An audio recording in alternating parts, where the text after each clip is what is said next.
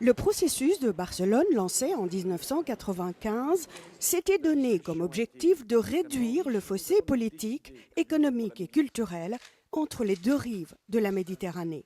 15 ans plus tard, on est bien loin du compte. L'Europe forteresse regarde interloquer les sociétés arabes, se soulever et s'emparer d'une souveraineté longtemps confisquée. Mais sans l'aide de l'Europe et presque malgré elle, une Europe croyant dur comme fer que la dictature était le meilleur rempart contre le terrorisme et l'immigration illégale. Aujourd'hui, le printemps arabe rend plus que souhaitable la révision de la politique européenne de voisinage et pointe le mal des États européens à parler d'une seule voix sur la scène internationale. Pour connaître ses positions sur la politique européenne de migration et ses impressions sur le printemps arabe, le secrétaire d'État belge à la politique de migration et d'asile, Melchior Wathelet, nous accorde cette interview. Monsieur Wathelet, bonjour et merci d'être avec nous. Bonjour. Alors, l'afflux des réfugiés tunisiens vers les frontières européennes, surtout italiennes, a remis en cause l'espace Schengen. Quelle est votre position ? Ma position, c'est que c'est dommage. La remise en question de l'espace Schengen, c'est quelque chose que je déplore. Je l'ai dit, je l'ai répété. Je pense que nous devons être heureux que la Tunisie ait changé de régime, que les pays, je dirais, du nord de l'Afrique, que ce soit la Tunisie ou la Libye, aient connu une évolution positive pour eux. D'autant plus que l'Union européenne a appelé ces peuples et les a soutenus dans ce cadre-là. Je trouve que ce n'est pas très acceptable que de ne pas en assumer les conséquences. C'est vrai qu'il y aura certainement un certain nombre de personnes qui vont vouloir venir sur le continent européen. Et d'avoir comme réponse une remise en cause de l'espace Schengen, je pense que ce n'est vraiment pas une réponse adéquate à une situation qu'il va falloir traiter, pour laquelle il va falloir trouver une solution.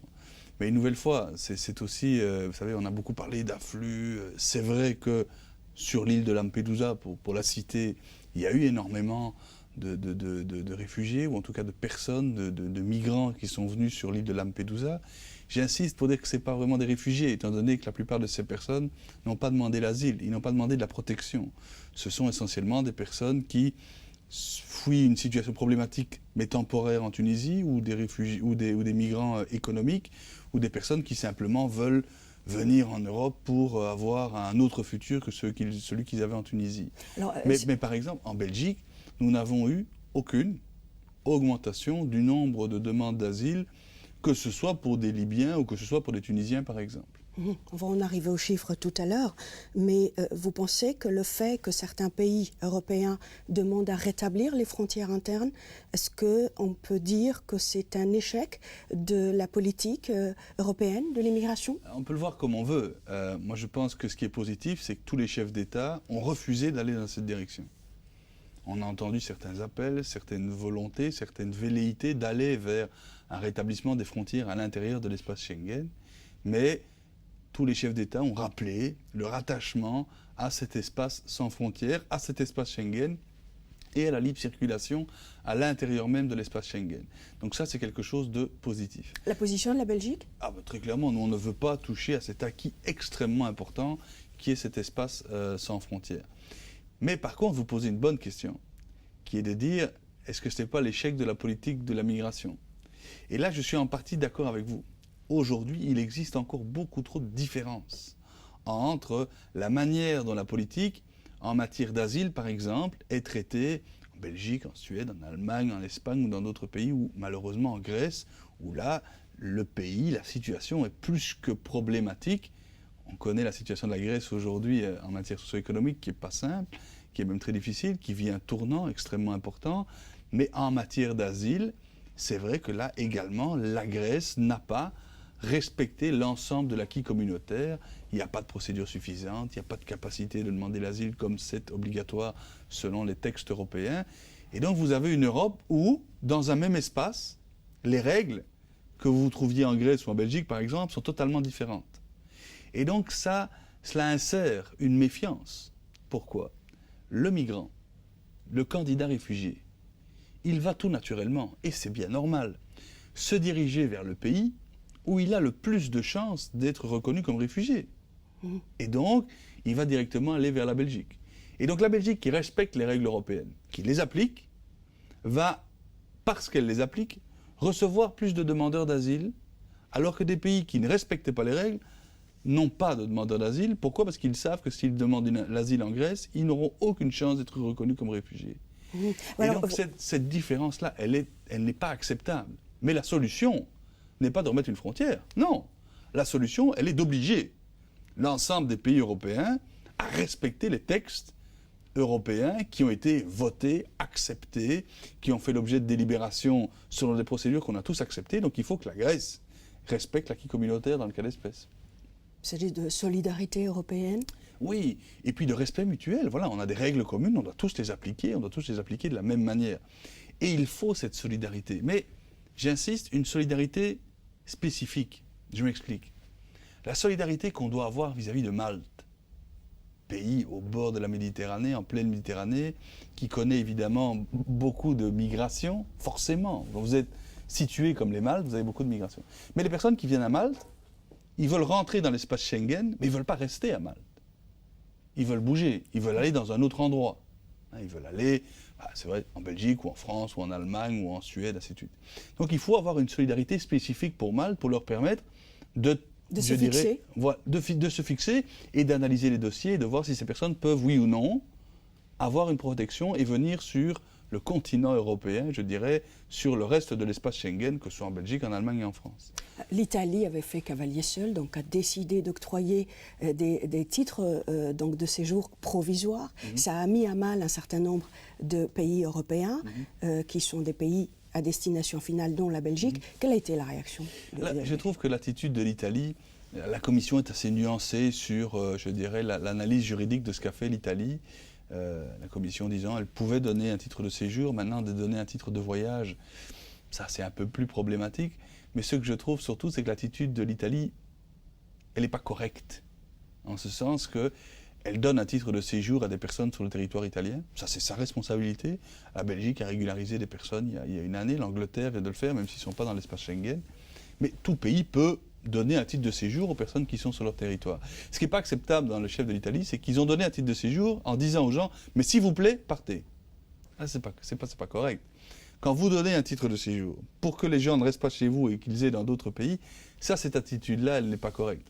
Mais je dirais heureusement, je crois que l'attitude de l'Italie a un peu évolué. Je pense que maintenant, en tout cas, le fait qu'on ait réaffirmé la volonté de garder un espace Schengen, le fait qu'on ait voulu aller vers une plus grande harmonisation de nos règles en matière d'asile, tout ça va dans la bonne direction. Mais, comme souvent au niveau européen, maintenant on l'a dit, c'est bien, mais ce n'est pas suffisant, il faut maintenant le faire. Et le fait de le faire est souvent plus difficile. En disant 20 000 réfugiés tunisiens, c'est un peu trop, ça déséquilibre. Comment... Mais alors, je leur répondrai, écoutez, c'est vrai qu'il y en a beaucoup, mais une nouvelle fois, l'Italie, 8 fois plus d'habitants, a 4 fois moins de demandeurs d'asile que la Belgique. Alors, si on parle de répartition du nombre de personnes, on en a beaucoup plus que l'Italie.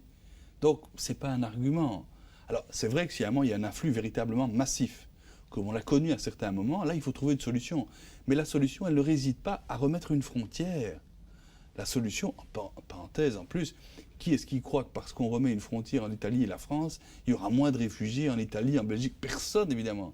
La solution, elle est de donner plus de solidarité. Si un pays, à un moment, fait l'objet de pression importante, comme Malte qui est à la frontière, comme Chypre de temps en temps, ou comme l'Italie, ou comme ça pourrait arriver en Belgique ou en France, il faut qu'on ait une réponse plus européenne, en se disant comment est-ce qu'on s'entraide mutuellement pour faire en sorte de ne pas insérer de concurrence entre nous et pour faire en sorte de ne pas insérer de la méfiance entre nous. Comment est-ce qu'on traite ce dossier fondamental? Et je rappelle, c'est des vies humaines, c'est le futur de ces gens. Ce sont des personnes qui de temps en temps ont besoin de protection. Comment est-ce qu'on donne une réponse à cette problématique adéquate? Comment se fait-il 20 000 Tunisiens ont déséquilibré l'Europe et 200 000 Libyens n'ont pas déséquilibré la Tunisie? N'est-ce pas là l'humain? L'Europe, vous voulez dire? La Tunisie, ceux qui sont passés en Tunisie. Juste après, au début du conflit en Libye, donc il y a eu aussi un afflux massif vers le pays le plus proche, c'est-à-dire la Tunisie. Il y a eu 200 000, des Tunisiens, des hommes et des femmes, des familles, ont donc reçu le plus normalement du monde des Libyens. Et on a décompté 200 000. Mais c'est parce que, je pense, au niveau de l'Union européenne, on se regarde, on ne se fait pas suffisamment confiance. Il n'y a en fait pas assez d'Europe. Ou en ce sens que chacun a envie de refiler, entre guillemets, le dossier à l'autre. Parce qu'il n'y a pas des règles harmonisées, parce qu'on ne se fait pas assez confiance. Et donc c'est ça notre talon d'Achille. Et donc la question, elle est fondamentale aujourd'hui. Hein. Elle est de se dire, est-ce qu'on veut aller vers plus d'Europe, en se faisant confiance, avec des règles uniformes, mais alors il faut que tout le monde les respecte, les Grecs y compris par exemple, ou est-ce qu'on reste dans cette logique où on se regarde un peu l'un l'autre en chien de faïence, où on accuse l'un de ne pas le faire correctement, ou l'autre. Non, soit on a un même territoire, sans frontières, mais alors il faut les mêmes règles pour tout le monde, ou alors on prend le risque de faire exploser le système. Et ça, ce serait une erreur historique. Historique. Il faut le dire. Quelle plus-value en Europe de pouvoir tous les jours, nous comme citoyens européens, et des personnes qui ont le droit de séjour chez nous, de pouvoir aller en France, en Belgique, en Allemagne, aux Pays-Bas, enfin partout dans l'espace Schengen sans contrôle, d'une manière libre, de pouvoir avoir cette capacité d'ouverture extraordinaire, d'avoir cette capacité de bouger sans contrôle et en se faisant confiance mutuelle. C'est ça qui est en jeu. Et ça, c'est vraiment une plus-value que les citoyens européens voient tous les jours, constatent tous les jours. Et il faut que les citoyens tiennent à cela. Il faut qu'ils comprennent que c'est pour eux un acquis fondamental, mais ça implique des conséquences. Notamment les mêmes règles en matière de flux migratoires. Vous pensez que le printemps arabe a remis en cause la politique commune de l'immigration européenne? Oui, il l'a remis en cause certainement. En tout cas, il a fait en sorte que l'Union européenne doive se poser cette question. En fait, le printemps arabe, je dirais, nous met nous-mêmes devant nos responsabilités. Dit à l'Union européenne, est-ce que oui ou non, vous vous faites mutuellement suffisamment confiance? Est-ce que oui ou non, vous l'avez dit et écrit que vous vouliez aller vers un espace d'asile commun? On l'a dit, on l'a répété, les chefs d'État nous ont demandé de faire cet espace d'asile commun, on l'a dit, on l'a écrit, mais c'est pas fait. C'est pas fait. Et donc le printemps arabe nous oblige maintenant à le faire, à oser cela. Et j'espère qu'on choisira cette vision-là plutôt que celle qui est celle du repli identitaire, ou par crainte de l'autre, injustifiée d'ailleurs je pense, eh bien on se replie sur soi-même, on remet les frontières, ou on ne se fait pas confiance en quelque sorte. Beaucoup d'experts pensent d'ailleurs que l'Europe n'a pas une vision à long terme, que ce soit par rapport à cette politique d'immigration, mais pas seulement, hein, par rapport à d'autres politiques. Et quand elle réagit, c'est le coup par coup, et parfois de façon excessive. Vous le pensez Oui. Je parle aux Belges, aux ministres belges. La Belgique est un des pays les plus européens. Oui, oui, tout à fait. Mais je dis, c'est pas la faute de l'Europe, hein. C'est la faute des États. Des États. Parce qu'ils n'ont pas les mêmes intérêts? Oui, ou parce qu'ils n'osent pas justement aller vers cette vision européenne. Vous savez, l'Europe, ce sont les États, ce sont eux qui peuvent à un moment, oui ou non, je dirais, aller dans cette direction de plus d'Europe. Et aujourd'hui, les États ont peur, craignent, se replient sur eux-mêmes. Et donc c'est facile de dire après, oui, c'est la faute de l'Europe. Oui, mais l'Europe, c'est eux. L'Europe, c'est nous. Et donc la Belgique, elle va continuer à dire, on a un acquis fondamental, cette libre circulation. On a un acquis fondamental, cet espace sans frontières. On doit donc harmoniser nos règles et être solidaires. Parce qu'à tout moment, on peut tous avoir des problèmes. Tous les pays de l'Union européenne pourraient à un moment faire l'objet de flux migratoires qui viennent d'une région ou d'une autre du monde. Et puis alors, on doit aussi se donner une vision, parce que j'ai l'impression qu'on parle souvent des migrations d'une manière très négative, de charges, répartition de charges entre les pays. Mais la migration, elle est aussi extrêmement importante pour l'Europe. L'Europe va avoir besoin de migration. Et quand on voit toutes les mesures prises en ce sens, on a l'impression qu'on essaye d'instaurer une politique anti-immigration. Tout à fait, c'est vraiment le contrôle. C'est le contrôle, c'est non, ne venez surtout pas chez nous, allez autre part. Et entre nous, la réaction de l'Italie qui a été de dire on vous donne un titre, mais s'il vous plaît partez, c'est vraiment de dire allez, où va cette charge? Mais non, on doit avoir cette vision européenne. Alors, évidemment, il faut réglementer ça. Tout le monde ne peut pas venir. Il faut pouvoir avoir un statut. Il faut pouvoir être autorisé à séjourner sur le territoire européen. Mais on doit harmoniser nos règles, que ce soit pour les travailleurs, que ce soit pour les flux migratoires, que ce soit pour les migrations circulaires, hein, pour permettre à des personnes de venir en Europe et puis de retourner vers leur pays d'origine et de soutenir des projets dans leur pays d'origine, d'avoir cette approche, entre guillemets, coopération au développement par les flux migratoires. Et donc j'ai un peu l'impression aussi qu'au niveau européen, on parle très souvent de migration d'un point de vue négatif et qu'on oublie un peu cette vision ce côté aussi positif et ce côté indispensable pour l'Union Pensez que européenne. Monsieur des Le flux Terme, migratoires. l'actuel Premier ministre belge, pense ce que vous venez de dire, c'est-à-dire l'immigration est d'abord une notion négative. Il a annoncé, il a déclaré récemment que la Belgique serait un pays trop permissif. Vous le pensez aussi?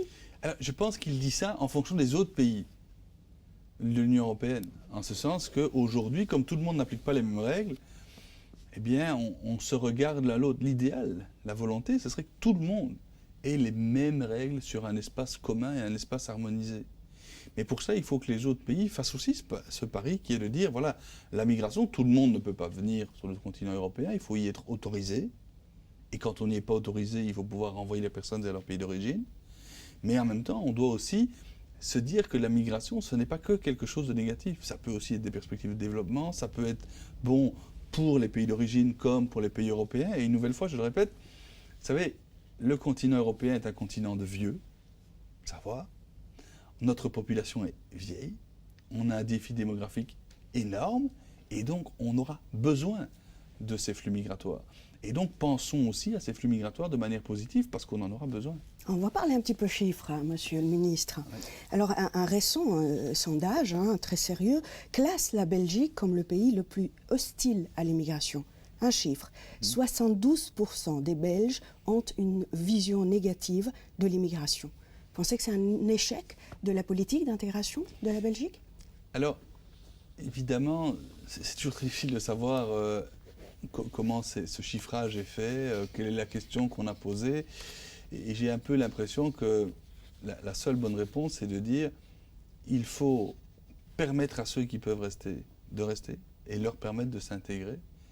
Et là, on va avoir une conception, une approche beaucoup plus positive par rapport aux flux migratoires. Et par contre, faire en sorte que ceux qui ne peuvent pas rester rentrent vers leur pays d'origine. Aujourd'hui, le vrai problème, c'est que on laisse de temps en temps croire en Belgique que tout le monde peut rester, qu'il n'y a aucun contrôle et que ces personnes abusent de l'ensemble du système. Ce qui est faux. Mais malheureusement, ça plaît certains de le croire, ça flatte l'oreille, hein. On a envie de, puis c'est de temps en temps un peu rassurant, de pouvoir dire que c'est toujours l'étranger qui est mauvais, l'étranger qui ne s'est pas intégré, qui est mauvais. Alors, pas n'importe quel étranger, hein, Monsieur Watley. L'enquête, le sondage, il va un peu plus loin. Et donc, il relève que les principaux problèmes, c'est la couleur de la peau et la religion. Donc, il y a étrangers et étrangers. Et bien sûr, c'est d'abord les Arabes, c'est d'abord les Noirs, et c'est d'abord aussi les musulmans. Oui, je pense qu'effectivement, ceux qui tentent entre guillemets, de noircir le tableau, ceux qui tentent de faire peur, d'insérer la peur de l'étranger, ils le focalisent très souvent vers les musulmans. Hein. On le sent malheureusement dans l'ensemble des pays de l'Union européenne, et même les pays scandinaves qu'on croyait un peu épargnés de cela n'ont jamais connu une montée de l'extrême droite aussi importante. Mais une nouvelle fois, c'est pour ça qu'on doit aller vers des règles claires, une intégration plus rapide de ceux qui peuvent venir, et également, je dirais, un retour de ceux qui ne peuvent pas rester. Vous savez, moi, dans ma politique en Belgique, j'ai 3 priorités. La première, c'est la prévention, c'est-à-dire de donner une bonne information aux personnes dans leur pays d'origine. Et 2, c'est des procédures de qualité, mais rapides. Pourquoi est-ce que je veux absolument que les procédures soient rapides? Parce que si quelqu'un vient sur un territoire, pour lui de savoir s'il peut rester ou pas, c'est fondamental. Et c'est le premier marque de respect qu'un pays doit lui donner. Pourquoi? Parce que s'il peut rester, plus il le sait vite, plus il pourra s'intégrer d'une manière positive, et plus il sera accepté de manière positive par la population. Et s'il doit retourner vers son pays d'origine, autant qu'il le sache vite, et qu'on puisse le plus rapidement possible préparer le retour. Et ça, c'est, me semble-t-il, la clé de voûte pour une meilleure acceptation des flux migratoires et aussi de personnes d'autres origines. Mais malheureusement, vous aurez toujours des personnes qui auront toujours tendance à pointer du doigt l'étranger, à dire qu'il y en a trop, que c'est tous des profiteurs, qui profitent du CPS. Et ça, le discours facile, basé sur la peur, malheureusement, il est là, mais je le combattrai toujours. Vous saviez que Mohamed est le premier prénom à Bruxelles? C'est le premier prénom, oui, mais c'est vrai, mais c'est parce qu'aussi, quand on est d'origine arabe, le prénom est souvent Mohamed. Donc dans les familles d'origine musulmane, le prénom Mohamed est aussi très utilisé. C'est clair qu'il y aura toujours plus de Mohamed que le Melchior, parce que dans les personnes de mon origine, il n'y a personne qui s'appelle comme moi, et il y a un peu plus de diversité dans les noms. Donc c'est vrai qu'il n'y a plus, même d'un côté, je dirais belgo-belge, il n'y a plus un prénom francophone ou un prénom néerlandophone qui s'impose à tout le monde. On est plutôt dans une logique de la diversité, où il faut trouver des prénoms très très originaux. Tandis que c'est vrai que dans des familles musulmanes, quand il n'y a pas un Mohamed, au moins un dans la famille, c'est un peu bizarre. Vous parlez du vieillissement tout à l'heure de la population belge, notamment. C'est aussi une question de nombre, c'est parce qu'il y a plus de naissances de petits Mohamed à Bruxelles Je dirais que de petits Watley, pardonnez-moi, petits Melchior, oui. Melchior. Mais on n'en a qu'à faire plus d'enfants aussi, alors c'est quand même, ce serait pas mal. Mais donc ça veut dire que le défi démographique, enfin, il est partout dans le monde. Il est très présent, surtout dans les sociétés occidentales. Et donc c'est aussi un enjeu extrêmement important. Mais en tout cas, l'Union européenne ne va pas grandir et ne va pas créer son futur en se disant qu'elle peut rester sur une démographie aussi vieille et aussi déclinante. Le sondage pointe aussi le fait que les musulmans sont les étrangers qui s'intègrent le moins. Pourquoi, à votre avis, si vous le pensez, bien sûr? Alors, c'est toujours évidemment extrêmement difficile de savoir quelle est la cause. Je pense qu'elle est double. Il faut qu'eux fassent un effort d'intégration plus important, mais il faut aussi que le terreau où ils doivent s'intégrer, c'est-à-dire les personnes qui vivent en Belgique, soient aussi beaucoup plus prêts à les intégrer. Et donc c'est vraiment toujours, je dirais, une relation double. Ce serait trop facile de dire c'est toujours à l'étranger de faire tous les efforts pour s'intégrer, mais en même temps, ce serait trop facile de dire que c'est à l'État à faire tout ce qu'il faut pour que la personne ait toutes les possibilités pour le faire. Donc c'est vraiment une relation, je dirais, donnant-donnant. Donc l'effort doit venir des deux côtés. Des deux côtés. Et malheureusement, sur ce thème-là, les discours faciles sont toujours simples. Certains vous diront toujours « Ah ben il n'a qu'à s'intégrer, il vient chez nous, il n'a qu'à s'intégrer ». C'est vrai. Mais en même temps, il faut lui donner la possibilité de le faire. Oui. Et il faut, entre guillemets, tendre la main, mais il faut que cette main tendue soit rencontrée de l'autre côté. C'est ce que ne fait pas peut-être l'extrême droite belge, surtout celle du nord du pays, les Flamands. Monsieur le ministre, eux, par contre, encouragent l'immigration, ou plutôt découragent l'immigration non blanche. Est-ce que c'est ce que pensent tout bas les autres partis politiques modérés en Belgique? Non, très clairement pas. Je crois que les autres partis modérés en Belgique ont démontré que le discours d'extrême droite était inacceptable et on le combat objectivement tous les jours au Parlement. Et heureusement, il y a encore, je dirais, au niveau belge, cette prise de conscience que quand il y a des mots ou des attitudes inacceptables, eh bien, elles sont condamnées par l'ensemble des autres partis. Des millions, j'allais dire, de téléspectateurs arabes, surtout des jeunes. Le monde arabe, c'est la jeunesse, c'est 70-70% donc, de la population arabe en moins de 25 ans. Si vous deviez leur dire un mot, vous leur dites « écoutez, restez chez vous, on reste chez nous, et on est bons copains ». Non. Mais il faut qu'on se respecte les règles mutuellement. C'est ça en fait le message. C'est de dire l'Europe a besoin de vous, vous avez besoin de l'Europe. Et donc respectons-nous mutuellement. On a des règles qui sont de temps en temps différentes. Et donc respectons nos règles mutuelles. Quand les règles sont claires et qu'elles sont respectées, c'est la première marque de respect mutuel. Et c'est ça qui fera qu'on pourra baser une relation de confiance mutuelle plutôt qu'une relation de méfiance mutuelle, qui est malheureusement très mauvaise aujourd'hui pour ceux qui voudraient venir, mais également pour l'Union européenne elle-même. Le printemps arabe, c'est une bonne chose ou une mauvaise chose? C'est une excellente chose. C'est une excellente chose pour le monde arabe, je le pense.